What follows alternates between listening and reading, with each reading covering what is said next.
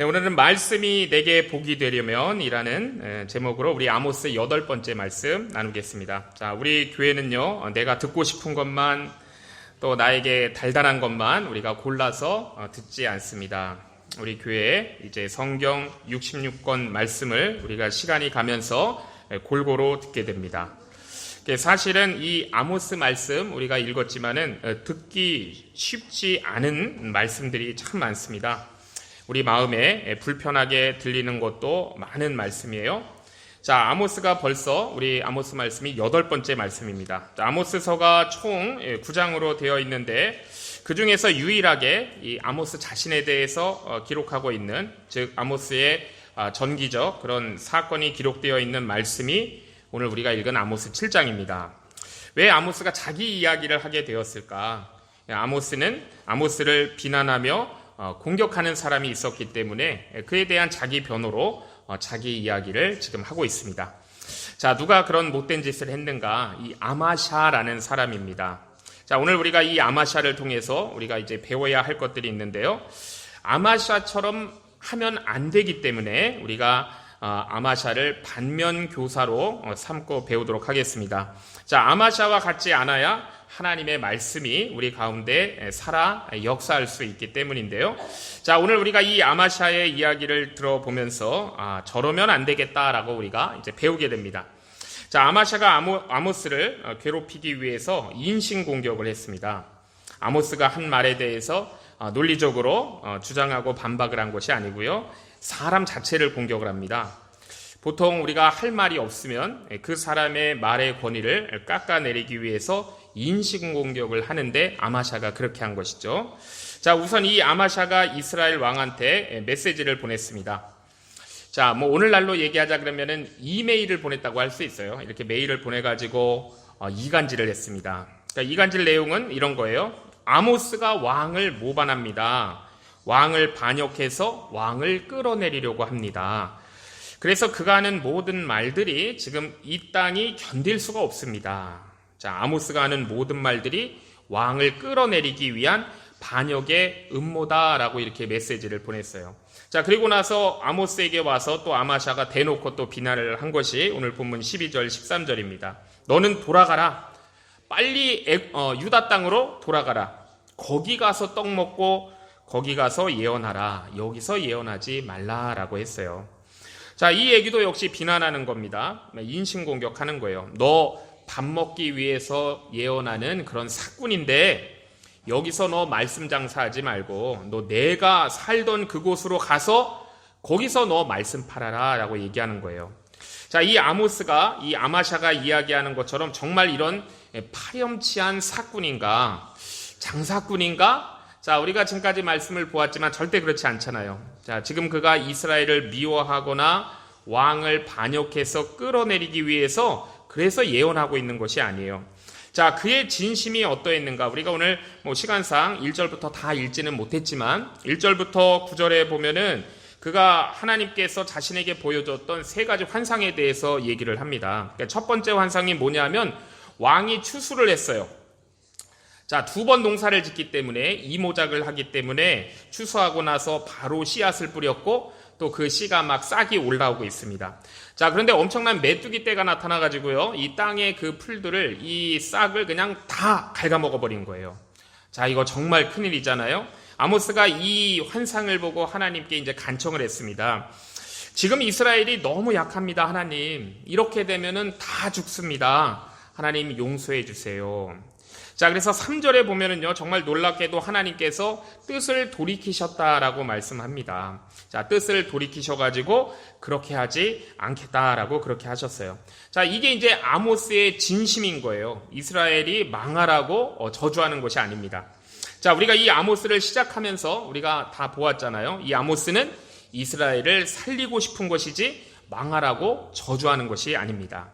자, 2번째 환상도 그랬습니다. 우리 4절 이하를 보면은 하나님께서 이스라엘을 불로 징벌을 하세요. 자, 큰 불이 와가지고요, 이 물 가득한 그 바다를 삼켜버립니다, 이 불이. 그리고 육지까지 다 삼키려고 하는 거예요. 아모스가 놀라서 또 하나님께 간청을 합니다. 하나님, 이러면 이스라엘은 약하기 때문에 감당 못합니다. 하나님, 멈춰주세요 라고 간청을 해요. 그랬더니 하나님께서 뜻을 돌이키셔가지고 이것도 하지 않겠다라고 하셨습니다. 자, 이게 아모스의 진심이에요. 이스라엘의 망하라고 악담한 것이 아니었습니다. 살리고 싶어서 이 말씀을 전하는 것이죠. 그리고 그 말씀이 바로 하나님의 마음이라는 것을 우리에게 보여주시는 거예요. 자, 우리가 예레미야서를 보면요, 예레미야 때 유다를 향한 우리 하나님의 마음이 그렇습니다. 심판을 계속 말씀하시니까 하나님께서 지금 재앙을 목적으로 두시는구나, 우리가 이렇게 생각할 수 있지만 사실은 그게 아니죠. 내가 너희를 향한 내 생각을 내가 안다. 내 생각은 평안이다. 재앙이 아니고 너희에게 미래와 희망을 주려는 것이다 라고 그렇게 말씀하셨어요. 자, 지금 아모스가 무슨 일을 하고 있는 것인가? 이런 거예요. 우리 창세기에 보면 아브라함이 그 조카 이제 롯이 들어가 살던 소돔 땅의 멸망을 앞두고 있습니다. 자, 의인 50명, 의인 45명, 의인 30명, 의인 20명, 그러다가 나중에 10명까지 이렇게 줄여가지고 하나님께서 그 10명의 의인이라도 멸하시지 않도록 그 의인 10명만 있으면은 하나님 뜻을 돌이켜주세요. 간절히 간구하던 아브라함의 그 모습이 바로 아모스의 모습인 거예요. 자, 우리가 또 출애굽기 보면은 모세도 그랬습니다. 하나님 말씀 받으러 시내산에 올라갔어요. 자, 그런데 이 이스라엘 백성들이 밑에서 이 금송아지 만들어 놓고 이걸 여호와다라고 하면서 거기서 먹고 마시고 댄스하고 막 뛰어놉니다. 자, 하나님께서 이걸 보시고 정말 진노하셨어요. 그래서 하나님께서 진노하시면서 모세에게 말씀하시죠. 내가 이 백성을 하나도 남기지 않고 싹 없애버리겠다 하셨어요. 자, 그리고 내가 너를 통해서 새 민족을 만들겠다 하실 때 모세가 정말 하나님의 이 바짓가랑이라도 잡는 것처럼 간절히 구했습니다. 하나님, 그 화를 그들에게 내리지 말아주세요. 애굽 사람들이 만일 이 사실을 알게 되면 그들이 뭐라고 하겠습니까? 그러면서 하나님께 간구했을 때 하나님께서 그 뜻을 돌이키셨어요. 바로 이 모세의 마음이 아모스의 마음과 똑같은 거예요. 자, 그 다음에 우리가 이제 신약 성경으로 넘어오면 우리 예수님의 마음을 볼 수 있습니다. 우리가 누가복음 13장에 보면 예수님은 이런 마음을, 이런 하나님의 마음, 오늘 우리 아모스에서 볼 수 있는 아모스의 마음을 비유로 말씀하셨어요. 이 포도원에 무화과 나무가 심겨져 있는데, 자, 이게 열매가 맺힐 때가 됐는데 열매를 맺지 않는 거예요. 첫 해에도 열매를 안 맺고, 둘째 해에도 열매가 없어요. 셋째 해에도 열매를 맺지 않으니까 주인이 이제는 포도원 지기한테 명령합니다. 얘기해요. 야, 이 3년째 와가지고 이 무화과 나무에 열매를 구했는데 아무것도 얻지 못했으니까 야, 이거는 땅만 버리는 거다. 이거 땅이 아까우니까 찍어버려라 라고 했습니다. 자, 그때 포도원 지기가 간청을 해요. 주인님, 한 해만 더 시간을 주세요. 한 해만 더 기회를 주세요. 그러면 제가 이 땅을 파고 거름도 주고 여기다가 비료를 줘가지고 열심히 해가지고 열매 맺게 해보겠습니다. 자, 그때도 열매를 맺지 않는다면은 그때 찍어버려 주세요 라고 했어요. 자, 근데 이제 말씀이 그 다음에 어떻게 됐는지 안 나오잖아요. 그 다음 해가 됐을 때 어떻게 됐을까요? 이 아마 포도원 지기가 또 간구했을지도 모릅니다. 한 번만 더 기회를 주세요. 자, 지금 이 예수님이 주신 비유가 말씀하시는 것은 이게 예수님의 마음이라는 거예요. 이게 하나님의 마음이라는 것입니다. 사실 죽어야 돼요. 죄의 싹은 사망이에요. 하나님의 진노의 대상이 되었습니다. 그런데 주님께서 이렇게 간청을 하시는 거예요. 간청하시면서 우리 예수님께서 십자가에 달려 당신이 돌아가신 것입니다. 자, 그 마음, 사실 이것이 오늘 우리가 볼 수 있는 아모스의 진심이었어요. 아모스를 통해서 말씀하시는 하나님의 진심이셨습니다. 자, 그런데 이 베델의 제사장이라고 하는 이 아마샤가요, 이런 아모스의 진심을 곡해하고 왜곡하고 인신공격을 하고 있는 것이 오늘 본문입니다. 자, 여기서 우리에게 굉장히 중요한 것이 있어요.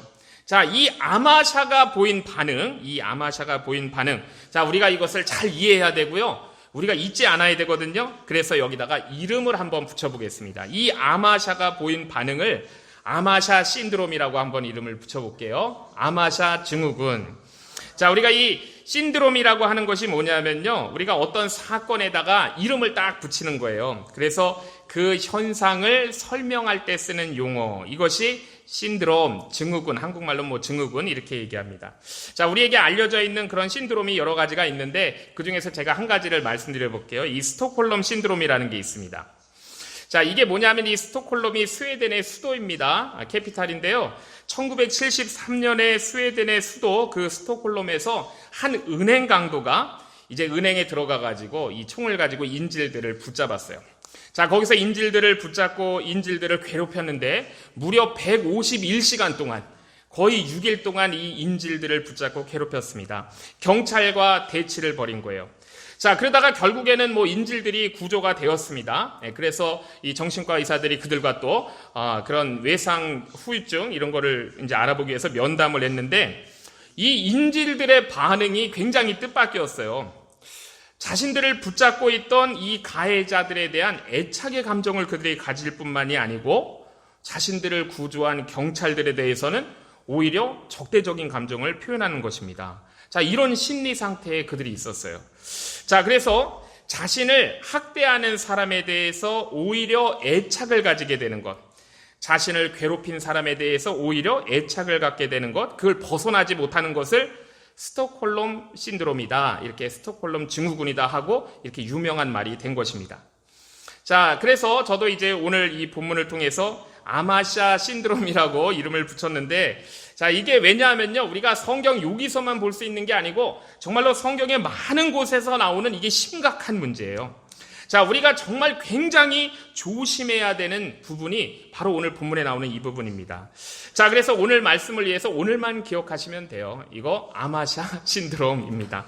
자, 이 아마샤가 그럼 누구인가? 우리 성경에 보면은 여러 장에 걸쳐서 참 이렇게 많이 나오는 그런 인물들도 있죠. 많은 지면을 차지하는 그런 사람들도 있지만 뭐 그렇지 않은 사람들도 있어요. 이 아마샤는 성경 사전을 찾아봐도 사실 그 내용이 잘 나오는 그런 사전이 없습니다.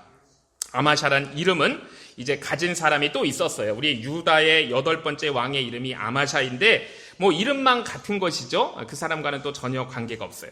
자, 참고로 말씀드리면 이 아마샤라는 것은 여호와는 전능하시다, 이런 뜻을 가진 이름입니다. 자, 오늘 이 본문 7장에 나오는 아마샤는요, 여기만 나와요. 여기서만 알 수 있는 사람이에요. 자, 그런데 여기서 이 사람을 보니까 이 사람이 무슨 짓을 했는가? 우리가 조금 전에 읽었지만은 아모스를 이간질해가지고 인신공격한 사람이에요.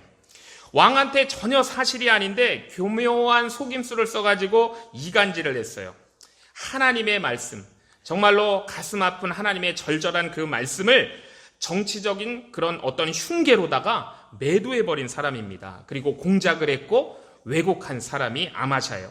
자, 그러면 아마샤가 왜 그랬을까? 우리가 한번 이유를 알아야 되잖아요. 왜 그랬을까? 결론적으로 말씀드리면 말씀이 듣기 싫었던 거예요. 말씀이 듣기 싫을 때 보이는 사람들의 반응이 이렇습니다. 자, 이 하나님의 말씀을 듣기 싫으면은요, 그 말씀을 전하는 사람을 깎아내려요. 폄하합니다. 자, 그리고 그 사람을 무시해버려요. 그래서 그 말씀 자체의 권위를 격화시키는 거예요. 자, 그리고 아모스에게 또 찾아가서 이렇게 얘기를 했습니다. 넌 지금 여기 와서 말씀으로다가 지금 밥벌이 하고 있는 것 같은데 너희 동네 유다 거기 가가지고 너 거기서 떡 먹어라. 거기서나 해라 라고 얘기한 거예요. 자, 지금 우리 한국말에 뭐 눈에는 뭐밖에 안 보인다라는 말 있잖아요. 그 뭐라는 것이 아마샤인 거예요. 자, 이 사람이 베델의 제사장이었습니다. 그렇지만은 그는 이런 사람들이 또 어디에도 나오냐면 우리 선지서에 다 나와요. 호세아서, 예레미야, 이사야, 미가서에도 다 나옵니다. 먹는 것 밝히는 선지자. 자, 자기 욕심과 탐욕을 채우기 위해서 종교적인 일을 하는 사람의 대명사 아마샤예요. 자, 그러면서 이 정말로 순수한 아모스를 밥벌이하러 여기까지 왔다 그러면서 사기치고 있다고 몰아붙이고 있는 사람이 아마샤입니다. 인신공격하고 있는 것이죠. 그 이유는 그 사람이 하는 말이 듣기 싫기 때문이에요. 자, 그래서 아모스가 자기 얘기를 하는 거예요. 오늘 본문에는 뭐 아주 짧지만 자기 간증을 하는 것입니다. 우리가 고린도전서나 고린도후서도 보면은요, 사도 바울이 특별히 자기 얘기를 하는 곳이 있어요. 자기 얘기를 합니다. 다른 편지들과 같이 여기 고린도전서와 후서에 보면 굉장히 길게 자기 얘기를 해요. 내가 왜 결혼하지 않고 이렇게 살고 있는지 너희들 아냐. 내가와 특별히 바나바랑 함께 우리가 받을 자격이 권리가 없는 것도 아닌데 우리가 자비량 선교라고 불리는 이런 일을 하면서 밤과 낮으로 일하면서 복음 전하고 있는 것을 아냐. 또 사람들한테 이거 얘기하지 않은 거지만 하나님께서 바울에게 엄청난 체험을 하게 해주셨잖아요. 영적 체험을. 그가 3층점까지 올라가가지고 이로 말할 수 없는, 표현할 수 없는 것을 보았는데 그러는 거예요. 내가 교만할까봐 정말 이 14년 동안 이걸 아무한테도 얘기하지 않았다는 거예요. 그리고서 이 고린도 후서에서 지금 다 털어놓는다 그러면서 얘기를 합니다. 자, 그럼 사도 바울이 왜 이런 얘기를 하게 됐는가? 오늘 아모스의 마음과 똑같은 거예요. 자신을 변증하기 위해서, 자신을 변호하기 위해서 그렇게 얘기하는 겁니다. 우리가 고린도전서에서 보면은요, 바울의 말씀을 듣기 싫어하는 그런 교만한 사람들이 고린도 교회에 있었어요. 자, 그 사람들도 바울의 말씀을 거부하기 위해서 바울을 인신공격했습니다. 자, 비난하고 폄하했어요. 자, 고린도전서에 보면은 이런 바울을 폄하한 모습들이 나옵니다. 아, 저 사람은 용모가 신통치가 않아. 글은 잘 쓰는 것 같은데 실제로 만나보면은 말씀에 무게가 없어. 편지를 읽어보면은 굉장히 그런 무거운 마음이 우리가 들 정도로 중대한 메시지가 있는 것 같은데 만나보면은 권위가 없는 것 같아. 또 자칭 자기가 사도라고 하는데 그 바울은 있잖아, 예수님 살아계실 때는 직접 못 본 거잖아. 그러니까 가짜 사도 아닐까라고 얘기했어요. 자, 이러면서 깎아내렸습니다. 이거 인신공격한 거예요. 왜 그랬어요? 말씀 듣기 싫어서 그랬던 것이죠. 자, 그러면서 이제는 또 그 바울의 동역자였던 아볼로가 바울의 뒤에 왔습니다. 이 고린도 교회에. 이 아볼로는 굉장히 말을 재미있게 잘하는 사람이에요. 지식이 많은 사람입니다. 말을 잘하는 사람이에요. 그리고 성경에 굉장히 구약 성경에 능통한 사람이에요. 알렉산드리아 출신의 성경학자이기도 하지만 수사학자입니다. 그러니까 웅변가이고 이 능변가인 사람이 아볼로예요. 자, 그가 바울의 동역자로 이제 나중에 왔습니다. 그래서 성경에 보면 바울은 심었고 아볼로는 물을 줬다라고 이렇게 말씀하는 거예요. 자, 그런데 이 아볼로와 바울을 계속 비교하면서 바울은 말이 어눌해. 재미가 없어. 감동도 없고 지루해. 저 아볼로를 봐봐. 얼마나 말을 잘하고 감동적인지 몰라. 이렇게 비교를 했던 거예요. 자, 그리고 이제 바울이 또 예루살렘 교회가 어려움을 당할 때 예루살렘 그 흉년이 들었을 때 교회를 위해서 이방 교회 다니면서 헌금을 모금했습니다. 그거를 두고서 사도 바울은 사실 전혀 돈에 관심이 없는 사람이에요.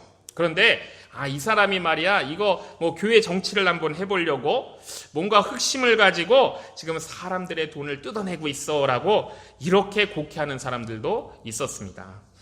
자, 우리가 잘 알고 있어요. 사도 바울이 얼마나 순수한 사람입니까? 자, 그런데 이런 못된 말을 들으면서 바울이 얼마나 억울했겠어요. 자, 그렇지만은 우리는 참 고맙습니다. 왜냐하면 그렇기 때문에 바울이 억울함을 당했기 때문에 우리가 이 고린도 전서와 고린도 후서라는 이 보물단지를 우리가 선물로 오늘날 받게 된 거예요.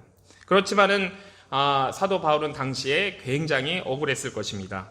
자, 지금 아모스가 이런 일을 당하고 있는 거예요. 자, 아마샤 때문에.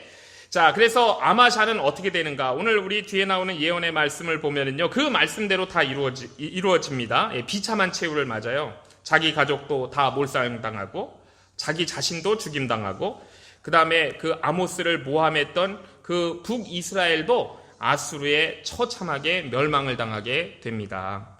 자, 그래서 제가 그렇게 말씀드린 아마샤 신드롬이라는 것 이렇게 한번 정리드려 볼게요. 이름을 아마샤 신드롬이라고 붙였는데 내가 너무 큰 거예요. 온 세상 중심에 내가 한가운데 위치하고 있는 거예요. 그래서 내가 하나님이 된 겁니다. 그래서 내 인생에 내가 중심에 있기 때문에 하나님의 자리를 내가 차지했기 때문에 하나님께서 말씀하실 때 내 마음에 들지 않는 경우 곡해하고 대적하고 오히려 말씀의 종을 괴롭히다가 결국 자신도 망하게 되는 것. 이게 아마샤 신드롬이에요. 자, 이것을 왜 신드롬이라고 했냐 하면은 성경에 보면요, 이런 사람들이 많기 때문에 그래요. 이런 사람들이 많이 나옵니다. 우리 민수기 16장의 대표적인 고라를 한번 말씀드려 볼게요. 고라는 레위 지파 고핫 자손입니다. 모세의 사촌형이에요. 자, 그런데 그들이 교만해가지고 영웅심이 막 일어났어요. 그래서 모세를 대적했죠. 아니, 너 모세, 네가 왜 그 자리에 있어야 되는데 너만 거룩하니? 너만 하나님 믿니? 너는 분수에 너무 지나친 것 같아 라고 했습니다. 그래서 250명 정도를 모아가지고요, 파당을 만들었어요. 사실 하나님께서도 가장 온유한 자라고 인정하신 모세인데, 그래서 모세를 대항했습니다. 자, 그러다가 어떻게 됐냐면 땅이 꺼지고요, 거기서 불이 나와서 그들이 다 멸망당하고 말아요. 자, 그때 하나님께서 고라에게 뭐라 그러시냐면요, 이것은 모세를 멸시한 것이 아니고 여호와를 멸시한 것이다라고 말씀하세요. 자, 모세에게 대적했는데 모세가 전하는 말씀의 권위를 격화시켰는데 그것이 여호와를 멸시한 것이다라고 하나님이 말씀하십니다. 우리가 또 예레미야 28장에 보면요, 하나냐라는 거짓 선지자가 나와요. 하나냐. 자, 하나님의 참 선지자인 예레미야를 이 거짓 선지자 하나냐가 이제 거짓 선지자로 몰아세우는 거예요. 사람들이 듣기 좋은 말을 하면서 그들을 막 선동했어요. 그러면서 예레미야를 막 공격했습니다. 그리고 예레미야를 두고서, 자, 그런 그 하나냐를 두고서 하나님께서 뭐라고 말씀하셨냐면은 이것은 하나님께 패역하게 한 것이다라고 얘기했어요. 예레미야를 공격했는데 하나님께 패역한 말을 했다라고 하나님이 정죄하셨습니다. 자, 또 우리 예수님 때로 넘어오면요, 우리 바리새인들과 서기관들이 있잖아요. 예수님을 미워해가지고 예수님이 하시는 말씀을 듣기 싫으니까 하나님이 하시는 일을, 예수님을 통해서 일어난 이 기적들을 두고서 뭐라 그랬냐면, 이거는 귀신의 왕 바알세불의 힘을 빌어가지고 이거 귀신 쫓아낸 거야 라고 그렇게 폄하했습니다. 자, 그렇게 억지 부렸던 사람이 바리새인들과 서기관들이었어요.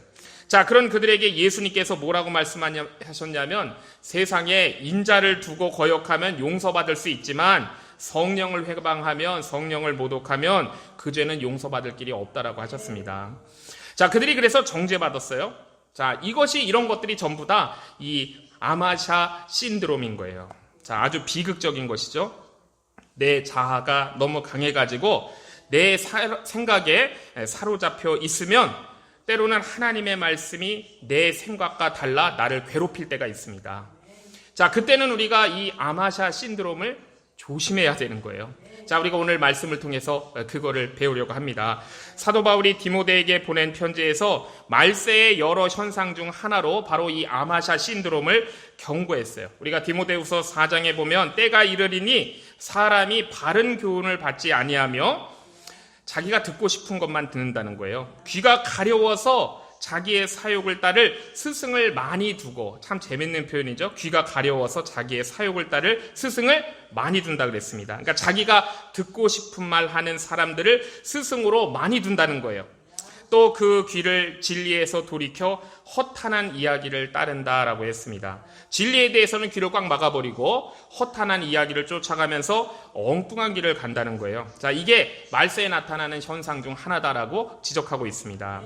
자, 우리 하나님의 말씀은 달고 오묘한 말씀이에요. 그렇잖아요? 우리 하나님의 말씀은 평안을 주시는 말씀이에요. 하나님 말씀은요, 상처를 싸매주고 위로해주시고 고쳐주시는 말씀입니다. 그러나 우리가 하나님의 말씀이 불편할 때가 있어요. 내가 듣고 싶지 않은 이야기가 나올 때 굉장히 불편합니다. 내가 생각하는 것과 다른 이야기가 나올 때 굉장히 힘들어요. 이때, 그렇지만 이때에 순종하는 것이 진짜 하나님의 능력을 체험하는 길인 거예요. 우리가 달짝지근한 달달한 말씀만 드리려고 하지 말아야 됩니다. 자, 이런 아모스의 말씀, 우리 아모스서의 말씀도요, 우리가 예레미야서의 그 말씀도 우리가 순종해서 다 들어야 되는 거예요. 하나님의 말씀이 내 입맛에 맞지 않더라도 우리가 그 말씀 순종하여 따를 때 그래야 달고 오묘하고 꿀송이 같은 말씀이 되는 거예요. 자, 그때 놀라운 평안이 우리에게 있게 되는 것입니다. 그때 정말 나를 넘어서는 하나님의 능력을 우리가 체험할 수가 있게 되는 거예요. 자, 늘 다윗의 옆에 있었습니다. 항상 다윗의 편이 되어 주었던 나단 선지자가 있잖아요. 자, 그런데 이제 다윗이 범죄하고 난 뒤에 이 나단 선지자가 와서 하나님의 보내심을 받고 와가지고 비유로 얘기합니다. 자, 지금까지는 항상 자기 편이었는데 이 다윗을 심각하게 막 꾸짖어요. 자, 그런데 다윗은 정말 놀랍습니다. 그 다윗이 놀라운 것이 뭐냐면 웬만한 다른 그런 왕들 같았으면은 요 비밀 새나가면 안 되잖아요. 저거 당장 죽여라, 목을 쳐라라고 할 거예요. 아니면 저기 감옥에서 저거 햇빛을 보지 못하도록 만들어라라고 할 것 같습니다. 그런데 다윗이 정말 놀라운 것은 뭐냐면 그 나단 선지자의 말을 듣는 순간에 정말 그 가슴 아픈 자기의 심장을 대못질하는 것과 같은 그 말을 듣는 순간에 즉시 순종하여 회개해요. 자, 그래서 하나님께서 다윗을 두고 정말 인간에게 주실 수 있는 최고의 찬사를 다윗에게 주시는 것입니다. 자, 그 찬사가 뭐냐면 하나님 마음에 합한 사람이다라는 찬사를 주신 거예요. 자, 다윗은 정말 하나님 마음에 합한 자였습니다. 자, 다윗은 자신이 듣기 좋은 달콤한 말만 들은 것이 아니에요. 자신에게 너무나 심각하게 공격적이지만 자신의 죄를 깨우치고 돌이켜야만 하고 회개를 불러일으키는 너무나 불편하고 그 아픈 말씀을 그때도 듣고 순종한 사람, 이게 바로 다윗이에요. 자, 우리가 입에 쓴 약이 몸에 좋잖아요. 입에 쓴 약이 몸에 좋다라고 얘기합니다. 우리가 입에서 막 당기는 것만 먹게 되면은요, 분명히 우리의 건강은 무너질 거예요. 우리가 하나님 말씀드리면서 내 입에 단 것은 쏙쏙 삼켜버리고 쓴 것은 다 뱉어버리고 그러면 우리가 영적으로 건강해질 수가 없습니다. 그러면 결국 질병에 걸려가지고 망하게 될지도 몰라요. 자, 우리가 알고 있습니다. 하나님 말씀에는 엄청난 능력이 있어요. 자, 우리가 이 능력을 입으려면 정말 이때가 중요한 거예요. 자, 이 말씀이 내 마음에 들지 않더라도 내가 다 이해하지 못하더라도 내 생각과 다르다가 할지라도 우리가 그 말씀을 순종하여 받을 때 이때 하나님의 말씀의 능력이 나타나는 줄로 믿습니다. 하나님 말씀이 나와 막 부딪혀요. 마음이 불편할 수가 있어요. 자, 그런데 우리가 그때 생각해야 되는 거예요. 아, 이때가 복 받을 때구나. 아, 이때가 은혜 받을 때구나. 아, 이때가 내가 열매 좀 맺을 때구나 라고 우리가 생각해야 되는 거예요. 자, 우리 고린도후서 7장 10절을 보면은요, 사도 바울이 근심에는 두 가지가 있다고 했습니다. 자, 첫 번째 근심은 뭐냐면 너희를 죽음으로 이끄는 근심이 있다라고 했어요. 자, 이 근심은 뭐냐면 세상 염려, 재물의 욕심입니다. 육신의 정욕, 안목의 정욕, 이생의 자랑. 우리가 아는 대부분의 근심들이 이런 거잖아요. 자, 그런데 이건 죽음에 이르게 하는 근심이다, 염려라고 했어요. 자, 그런데 이제 또 다른 근심이 하나가 있습니다. 하나님의 뜻대로 하는 근심이 있다는 거예요. 하나님의 뜻대로 하는 근심이 뭐냐면 하나님의 말씀을 두고 하는 근심을 얘기하는 거예요. 자, 이건 내가 듣고 싶지 않은 얘기야. 내 가슴을 막 찔리게 해. 자, 들으면 너무나 괴로워. 자, 그런 근심이 우리에게 생기는 것이죠. 그런데 그 근심이 하나님의 뜻대로 우리가 그 근심을 했을 때 회개에 이른다라고 말씀하고 있어요. 회개에 이르고 구원에 이른다라고 말씀합니다. 하나님의 의의 열매가 맺히게 된다고 말씀하세요. 하나님의 뜻대로 하게 한 근심은 후회할 것이 없는 구원에 이르게 하는 회개를 이루는 것이요, 세상 근심은 사망을 이루는 것이다 라고 말씀했습니다. 자, 사도 바울이 고린도에 보낸 이 편지에는요, 정말로 굉장한 신랄한 비판이 있고요, 거기에 책망이 있고 정죄가 들어있습니다. 이 고린도 전후서는 너무나 이 힘든 말씀이에요. 자, 그래서 그들이 편지를 받아서 읽었을 때 어땠을까요? 근심하지 않을 수가 없었던 거예요. 자, 그러나 그들이 그 말씀을 받고 근심은 했지만 순종했어요. 그래서 그 근심이 회개의 열매를 맺게 되었고, 사도 바울은 그러면 그들의 영적인 스승으로 영적인 아버지로서 마음이 흐뭇했다라는 내용이 고린도후서 7장에 있는 말씀인 거예요. 자, 태초에 우리 하나님이 계셨습니다. 이 세상 모든 것 있기 전에 우리 하나님이 계셨어요. 자, 태초에 하나님께서 천지를 창조하셨습니다. 자, 그런데 이것을 요한복음에서는 이렇게 표현하는 거예요. 태초에 말씀이 계셨느니라 라고 표현하고 있어요. 자, 그래서 우리 기독교에서는요, 하나님의 말씀이 곧 하나님인 거예요. 하나님의 말씀이 하나님인 거예요. 하나님의 말씀이 하나님 자신을 드러내는 하나님의 계시이기 때문에 하나님의 말씀이 하나님 당신을 구현하여 보여주시는 하나님이신 거예요. 그렇기 때문에 우리에게 정말로 중요한 것이 뭐냐면 이 말씀을 거부하는 것은 하나님을 거부하는 것입니다. 자, 하나님의 말씀이 내 말씀에 불편하게 해도, 내 마음을 불편하게 해도 우리가 거기에 절대 순종하면 그것이 하나님께 절대 순종하는 거예요. 그렇기 때문에 하나님의 은혜를 우리가 입게 됩니다. 말씀에 순종할 때 순종한 사람에게 하나님의 임재가 있는 거예요. 그리고 거기에 내가 생각하는 것을 넘어서는 풍성한 열매가 맺히게 되는 것입니다. 내 마음에 불편한 말씀도 순종하여 받을 때 우리가 살 수 있는 거예요. 우리가 이사야 55장 3절에 말씀합니다. 너희는 귀를 기울이고 내게로 나와 들으라. 그리하면 너희의 영혼이 살리라 라고 말씀하셨어요. 말씀에 대한 순종, 하나님 말씀을 그대로 순종하여 받을 때 능력이 나타납니다. 우리가 예전에 살펴본 데살로니가전서 2장의 13절에 보면 또 그 말씀이에요. 하나님께 끊임없이 감사함은 너희가 우리에게 들은 바 하나님의 말씀을 받을 때에 사람의 말로 받지 아니하고 하나님의 말씀으로 받음이니 진실로 그러하도다. 이 말씀이 또한 너희 믿는 자 가운데서 역사한다 라고 말씀했잖아요.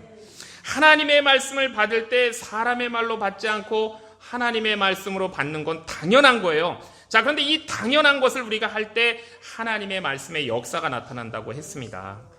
자, 물론 우리 교회 안에도 우리 안에도 여러 가지 소리와 잡음들이 많습니다. 내 안에도 여러 가지 생각들이 다 있잖아요. 자, 그런데 내가 다 이해하지 못해도 그 말씀대로 그대로 우리가 순종하는 거예요. 자, 이거는 우리 주인이 하나님이심을 고백하는 것과 똑같은 것입니다. 자, 그렇기 때문에 우리가 말씀을 들을 때요, 우리가 이 자세로 바르게 서 있지 않으면 우리에게 하나님의 말씀이 참된 하나님의 말씀이 될 수가 없는 거예요. 자, 우리 모두에게 있는 거예요. 이 아마샤 신드롬은. 자, 우리가 열매 맺지 못하게 하는 중요한 원인 중 하나가 바로 아마샤 신드롬입니다.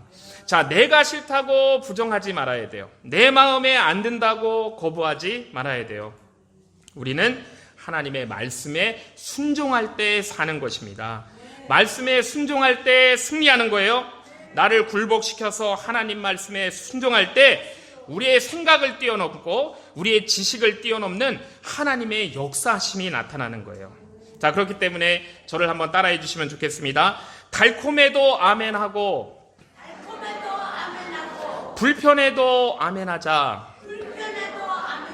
네, 우리의 모든 자아를 주님 앞에 내려놓고 우리가 순종으로 말씀을 받아서 충만한 주님의 임재 가운데 늘 거하시는 저와 주의 성도님들 되시기를 주님의 이름으로 축복합니다. 우리 찬송가 370